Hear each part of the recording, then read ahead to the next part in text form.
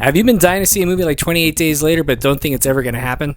Well, you're in luck because there's a movie streaming right now on the Shudder channel called Virus 32 that's pretty darn close. Welcome back to another episode of Shudder Saturday, and yes, the movie called Virus 32 is very, very similar to the movie 28 Days Later or 28 Weeks Later. A lot like 28 Days Later or 28 Weeks Later, these people are infected, so they're not zombies, so they're very capable of running.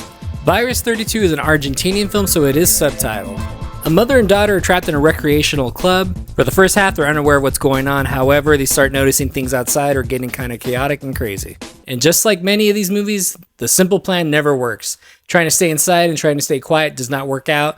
People that are trying to survive are trying to get in, and also the infected are trying to get in. The acting in this movie is very well done, and the suspense in the movie is pretty awesome. And the film manages to add its own lore to this type of genre. And like I said, the movie does try to manage to add its own lore to the genre. And it sounds pretty cool in theory. And also how I was saying that the movie kind of feels like a 28 Days Later type of movie.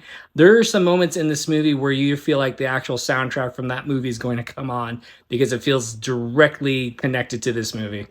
So, like I said, Virus 32 is action-packed. It's very suspenseful. The acting in the film is very well done. The makeup effects is actually pretty good. And like I said, if you're into movies like 28 Days Later or 28 Weeks Later, this movie feels like another sequel to those films. So I would definitely check this movie out on the Shudder channel. Thanks for stopping by. Hope you like what you see here. I'm Mike the Movie Misfit. I'll see you at the movies. Get more out of life. Go out to a movie.